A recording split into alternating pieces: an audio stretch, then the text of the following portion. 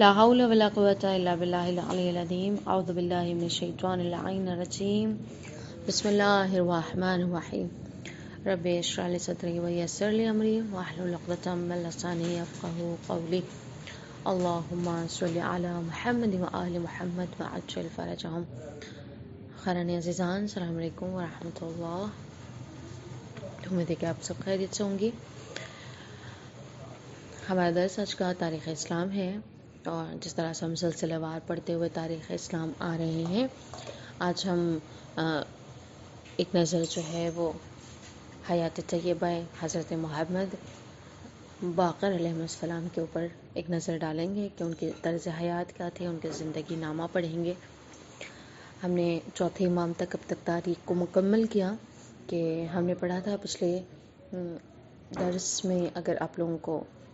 یاد ہو تو علی زین العابدین علیہ السلام کی زندگی کچھ اس طرح سے تھی کہ ہم نے دیکھا تھا ان کا ایک زندگی کا جو اہم پہلو اور ایک کہیں کہ دردناک پہلو ایک کربلا کا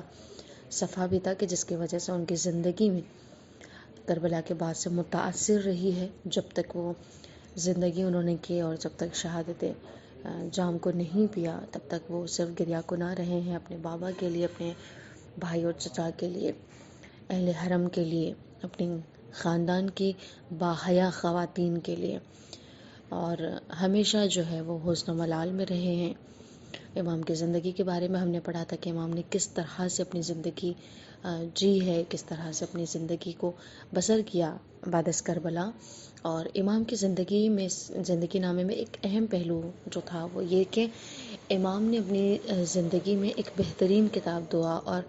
نیائش سے منسوب کر رکھی تھی، کہ جیسے ہم کہیں کہ صحیفہ سجادیہ اور صحیفہ کاملہ، جو مکمل طور پر امام کی لکھی ہوئی کتاب ہے، کہ جس میں امام نے اس پہلو میں ہمیں یہ بھی بتایا، سکھایا کہ کس طرح سے اللہ کے سامنے ایک بندہ، یعنی اس کا غلام، اس کا حقیر بندہ، فقیر بندہ اور بے حیثیت، جس کے کوئی بھی اوقات اللہ کے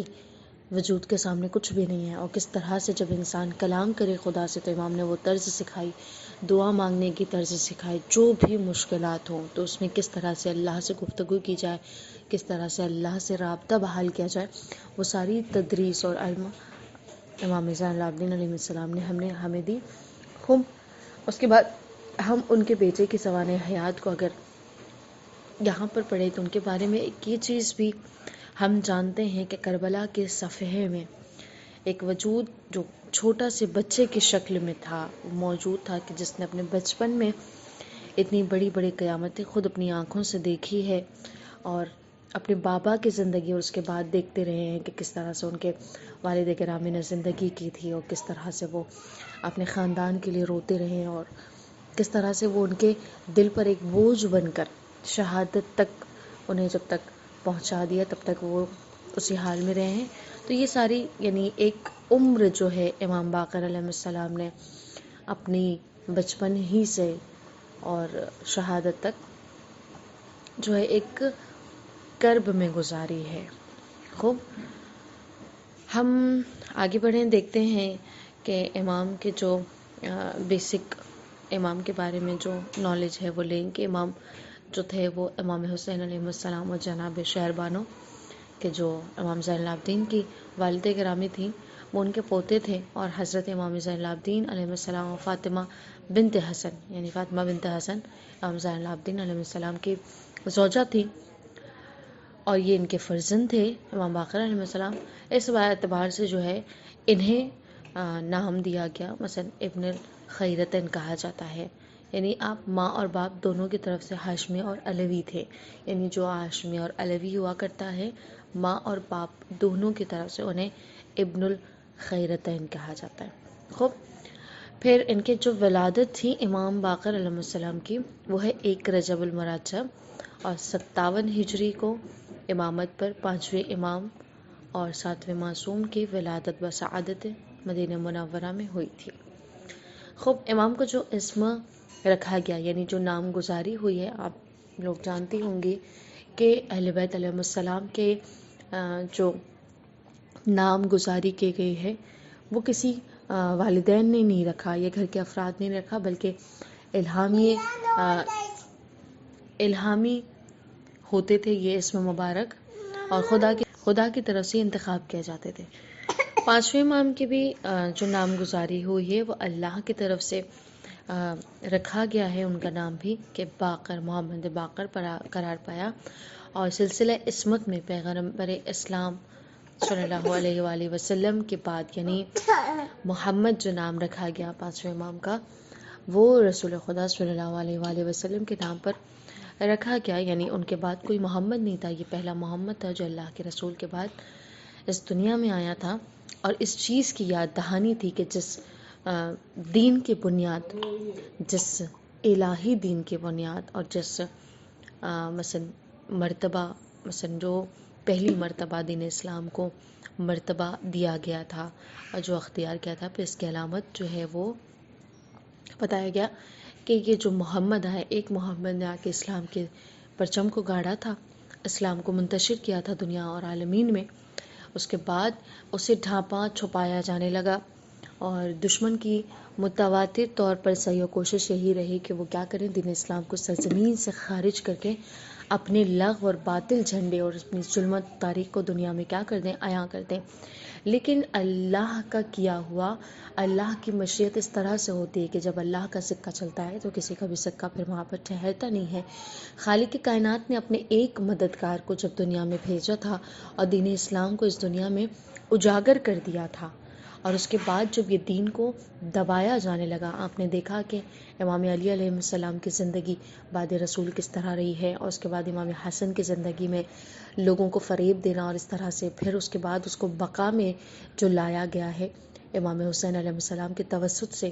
اسے بقا، اسے جلا دیا گیا کہ امام نے اپنی قربانی دے کر، اپنے خاندان کی قربانی دے کے، حتیٰ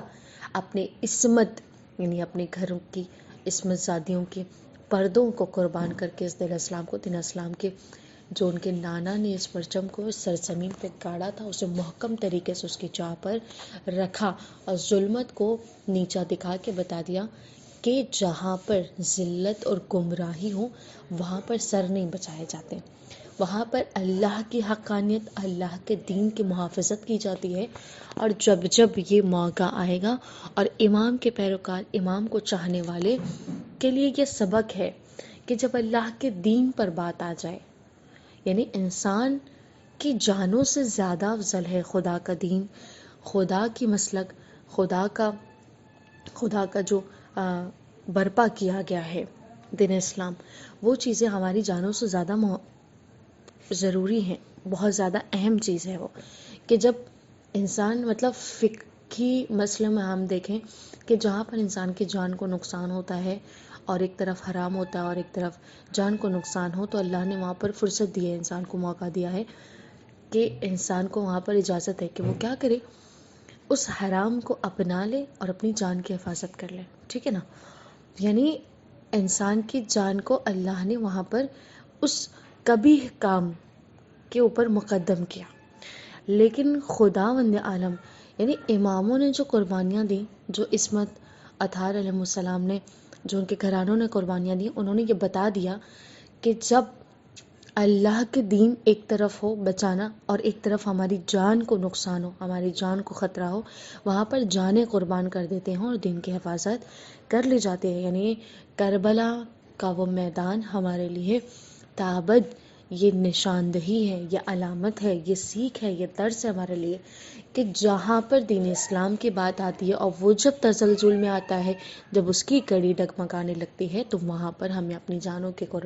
جو ہے وہ اپنی جان کے بارے میں فکر نہیں کرنا ہے، بلکہ اپنی جانوں کو قربان کر دینا ہے، اور اگر وہ قربانی حسین کی قربانی جیسی کرب اور دردناک بھی کیوں نہ ہو، اسے بھی ہمیں خوشی خوشی خدا کے نام پر گلے لگانا ہے۔ خوب، تو یہ جو طریقہ اور سلیقہ، یہ جو فداکاریاں، یہ جو وفاداریاں ہیں، وہ سوائے اہل بیت کے گھرانے سے ہمیں کہیں نہیں ملتی۔ وہ جو کوالٹی ہے ان کی وفاداری میں، ایکچولی وہ چیز، یعنی قربانیاں بہت طریقے کی ہوتی ہیں۔ اگر ہم مثلا ہمارے پاس کوئی پسندیدہ چیز ہے، ہم سے کسی نے مانگ لیا، ہم نے وہ چیز اللہ کے خوشنودی کے لیے کسی کو عطا کر دی، ٹھیک ہے نا، ہم نے یہ قربانی دی، لیکن قربانیوں کے بھی جو ہے مراتب ہوا کرتے ہیں، ٹھیک ہے نا. اگر ہم سے کوئی مثلاً ہمارے اندر کوئی جذبہ ہے فدا کاری کا، ہم سے اگر کسی نے بہت قیمتی چیز، بہت کو آپ اگر مثلاً فرض کریں کہ آپ کے پاس کوئی ہیرے کا سیٹ ہے، ٹھیک ہے نا. خواتین چون بہت زیادہ حساس ہوتی ہیں پہننے اوڑھنے کی چیزوں میں، تو اس لحاظ سے میں مثال دے رہی ہوں کہ اگر آپ کے پاس کوئی ہیرے کا سیٹ ہے اور آپ سے کسی نے مانگ لیا، یا کوئی محتاج ہے آپ کے سامنے، ٹھیک ہے نا، اور آپ کے پاس ایسی کنڈیشن آ جاتی ہے کہ آپ کو وہ دینا پڑ رہا ہے، ٹھیک ہے، پھر بھی ہم نے بہت بڑا دل کیا، خدا کی راہ میں اسے دے دیا کہ نہیں، سامنے والا ہم سے زیادہ محتاج ہے، اسے اس چیز کی ضرورت ہے کہ اس کا کوئی کام نکل آئے، ہم نے اسے دے دیا، خوب، یہ فدا کاری ہے. لیکن یہی انسان مال قربان کرنے کا جذبہ رکھتا تھا، ٹھیک ہے، لیکن ایک وقت ایسا آتا ہے کہ سیم پرسن، ٹھیک ہے، وہی شخصیت کے اگر اولاد کی قربانی مانگے وہ پیچھے ہٹ جاتا ہے، اس کی جان کی قربانی مانگے پیچھے ہٹ جاتا ہے. یعنی ایسا موقع کہ اگر سامنے والا، یعنی کوئی ایسی کنڈیشن آ جاتی کہ خدا کے راہ میں اسے اپنی اولاد کو قربان کرنا، پھر وہ ہٹ جاتا ہے. یعنی وہ ہیرے کا سٹ دینے والا، قربان کرنے والا انسان جو اللہ کی راہ میں اتنا بڑا دل کر رہا ہے، ایک وقت ایسا آتا ہے جب اس کے بھی پیر کیا ہوتے ہیں، تزلزل پاتے ہیں، ڈگمگاتے ہیں، پھر وہ ٹھہرتے نہیں ہیں، ثابت قدم نہیں رہتے ہیں. لیکن حسین ابن علی اور اہل بیت ان شخصیات کا نام ہے کہ جو اللہ اور اس کے دین کے درمیان آتے ہیں تو اپنی جانوں کی پرواہ نہیں کرتے، حتیٰ اپنے گھر کے نونہالوں کی بھی پرواہ نہیں کی جاتی. بس اللہ کی رضا اور خوشنودی کے لیے وہ اپنا سب کچھ قربان کرنے کے لیے لمحہ بھر بھی بنا فکر کیے لٹانے کو تیار رہتے ہیں، ٹھیک ہے. تو یہ جذبے کا جو دعا ہے، یہ جو مانگنا ہے، یہ جذبہ واقعاً ہمارے لیے ضروری ہے، کیونکہ ہمارے پاس بھی ایک حسین آنے والا ہے، ہمارے پاس بھی ایک دین کا محافظ آنے والا ہے جسے قربانیوں کی ضرورت پڑے گی. تو ہماری اولادیں ہماری جانیں نثار ہوں گی. ہم بار بار یہ کہتے ہیں کہ مولا آپ آئیں، ہماری جانیں آپ پر قربان ہو. یہ ہم زیارت عاشورہ میں بار بار کہتے ہیں، بیبی انت و امی، ہمارے والدین فدا ہوں آپ پر. یعنی وہ قیمتی چیزوں کو قربان کرنے کے لیے ہم جو اپنی زبانی کہتے ہیں، ہمارے کردار میں بھی ہمیں اس کے کیا کرنا ہے، ڈھالنا ہے. کہ جب وہ وارث حسین آئے گا، اور وہ جب دوسری کربلا، ایسی جنگ اور حق، مثلا باطل اور حق کی جب جنگ ہوگی اور اس میں بھی قربانیاں دینی پڑیں گی، تو ہم اپنے گود کے پالوں کو دینے کے لیے حاضر ہوں، جس طرح سے کربلا میں خواتین نے اپنے گود کے پالوں کو بنا فکر کے یہ دیا. اور آپ نے خود سنا ہے ابھی ماہ محرم میں واقعاً دوبارہ سے آپ کی ذہنوں کی تازگیاں ہوئی ہوں گے کہ کس طرح سے جو غیر سیدانی تھیں، جو غیر سید زادیاں تھیں، جو غیر اہل بیت کے گھرانے سے نہیں تعلق رکھتی تھیں، انہوں نے بھی ایسی ایسی عظیم قربانی دی ہیں کہ جب اپنے اولادوں کو اور اپنے بچوں کا جب سر قربان کیا اور دے دیا اللہ کی راہ میں، اللہ کی حجت کے نام پر جب قربان کر دیا ہے، تو پلٹ کر اس سر کو اپنی آغوش میں بھی نہیں لیا اور اسے پھینک دیا ہے کربلا کی طرف، کہ ہم جو چیز اہل بیت پر صدقہ کرتے ہیں، قربان کر دیتے ہیں، پھر ہم اسے پلٹ کر نہیں لیتے. خوب، تو یہ چیزیں جو ہیں یہ ہمیں سیکھ دیتی ہیں اور ہمیں واقعاً اسے اختیار کرنا ہے. کربلا کوئی قصے کہانی کا نام نہیں ہے کہ ہم نے سن لیا، 2 اشک بہا لیا اور پھر تمام، محرم چلا گیا، اس کے بعد 10 ماہ ہمیں یاد ہی نہیں رہتا ہے کربلا کیا تھا، کربلا کا پیغام کیا تھا، اہل بیت علیہ السلام کی جو قربانیاں تھیں ان کا مقصد کیا تھا. وہ مشن کو ہمیں لے کر آگے چلنا ہے، وہ جو قربانیاں تھیں وہ ہمیں اپنے دامن سے پیوستہ کرنا ہے. یہ ساری ڈیوٹیز اب ہماری ہیں، ختم نہیں ہوئی کہ وہ 11 امام تک سلسلہ شہادت چلتا رہا اور اب ختم ہو گیا. نہیں، یہ سلسلہ تو اس وقت ختم ہوگا جب اللہ کا وہ آخری حجت آئے گا اور جو قربانیاں دی جائیں گی اور حق کے پرچم کو لہرایا جائے گا ساری دنیا میں. خوب، امام کے کچھ القابات ہیں جن میں سے باقر، شاکر، ہادی ہیں. سب سے زیادہ جو شہرت مشہور ہیں وہ باقر العلوم النبیین اولین والآخرین کو حاصل ہوا ہے. اور اس کی وجہ یہ ہے کہ بقر کے معنی یعنی با قاف اور را کے معنی جو ہوتا ہے وہ شگاف کرنے کے ہوتا ہے، ٹھیک ہے. اور آپ نے اسرار و رموز علوم و فنون اس قدر اہمیت دی ہے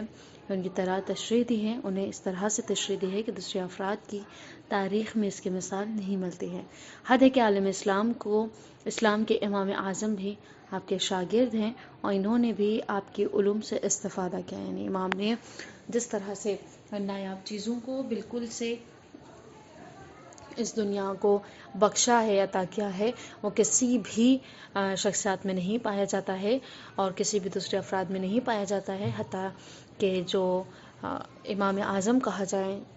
جاتا ہے، جنہیں وہ خود بھی امام باقر علیہ السلام کی شاگردی میں رہے ہیں،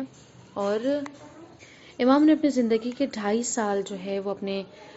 دادا کے ساتھ حضرت امام حسین علیہ السلام کے ساتھ گزاری تھی،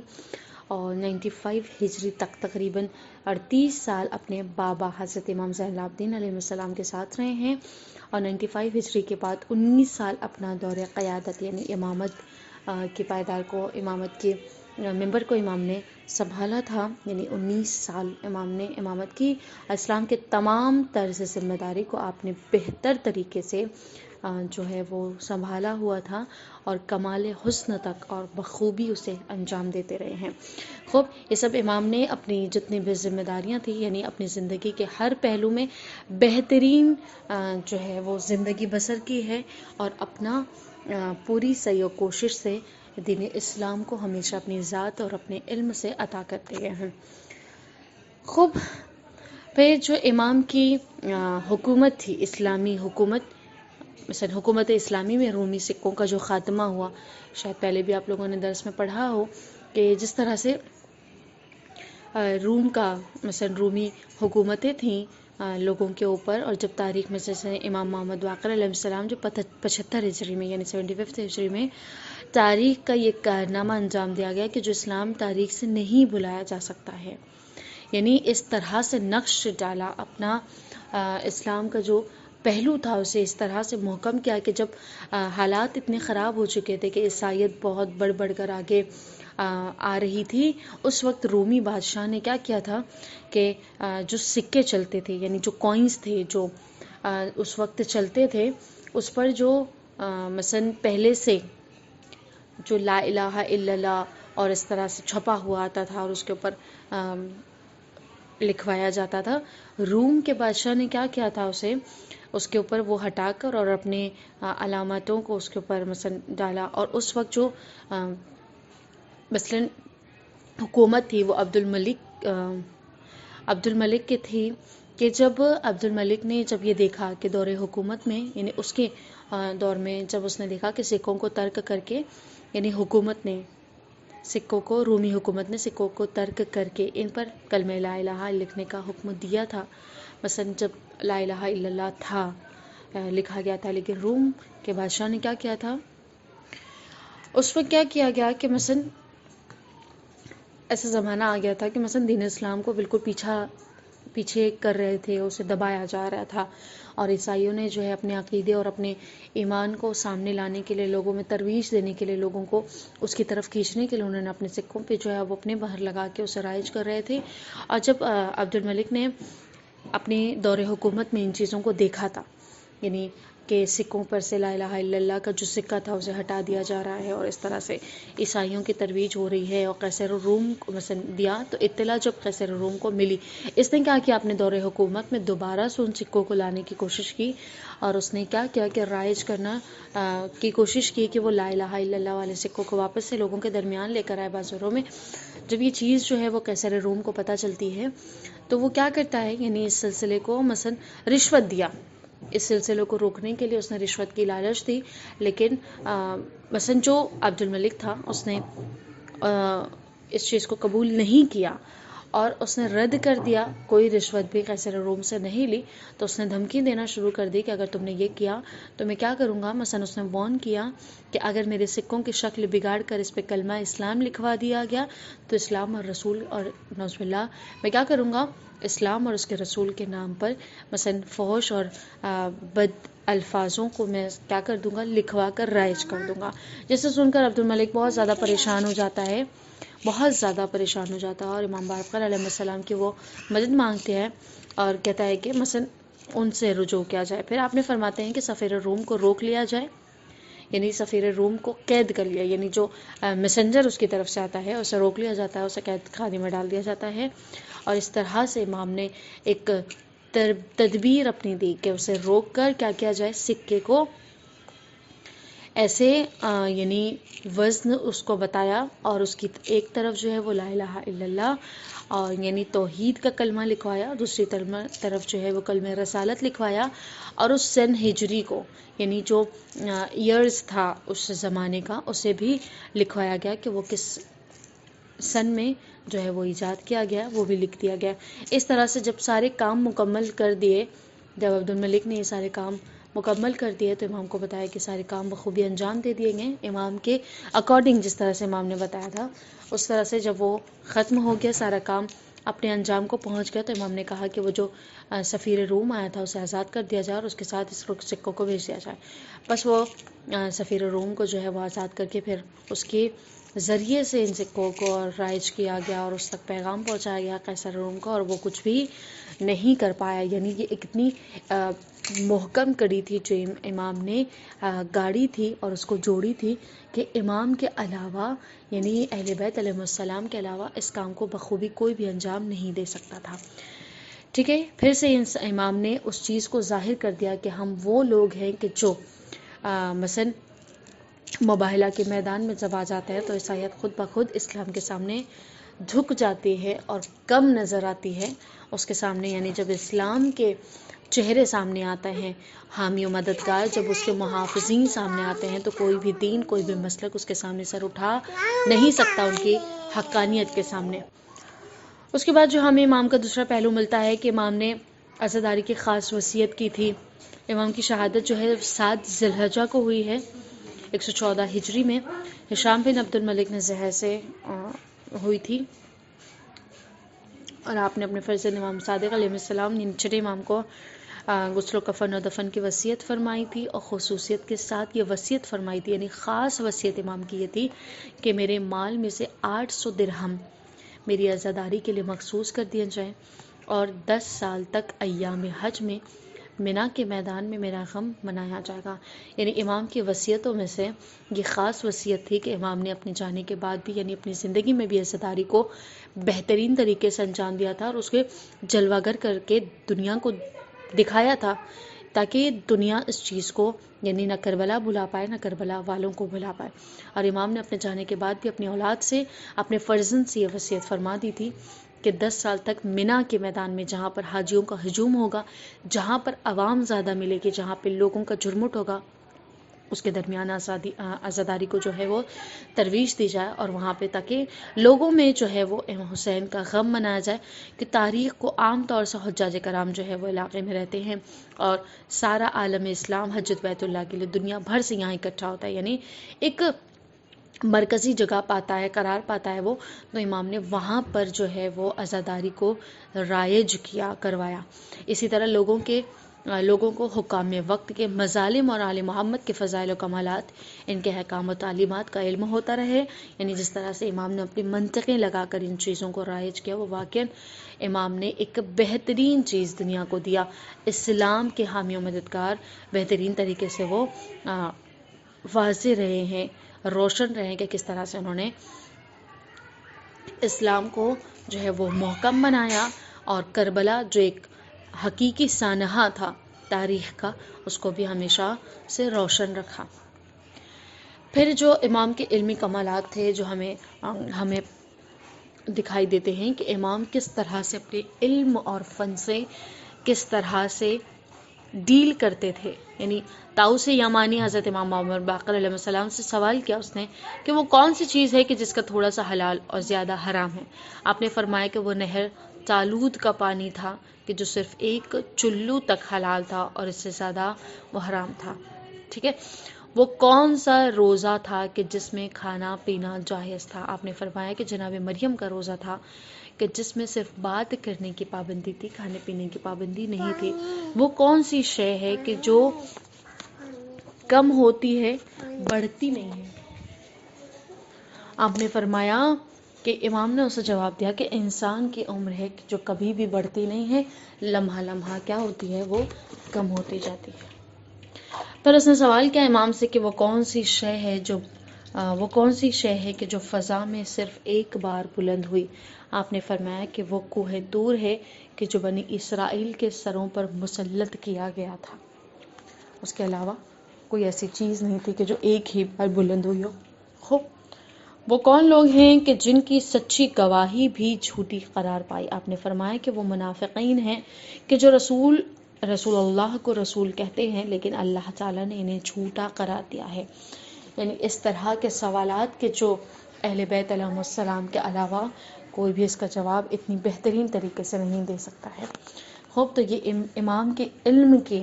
جو ہے وہ گواہی تھی کہ امام کے اندر، امام کے سینے میں جو اللہ کی طرف سے ان کے رسول اور ان کے بعد کے ولیوں کے ذریعے سے امام تک پہنچی تھی، ایسا علم تھا کہ ان کے سامنے کوئی بھی دنیا کا علم ماند پڑ جاتا تھا. ٹھیک ہے، اس کے بعد کچھ روایتیں ہیں جو امام سے منسوب ہیں. یہاں پہ امام باقر علیہ السلام فرماتے ہیں کہ اللہ تعالیٰ نے حضرت شعیب نبی اللہ پر وحی کی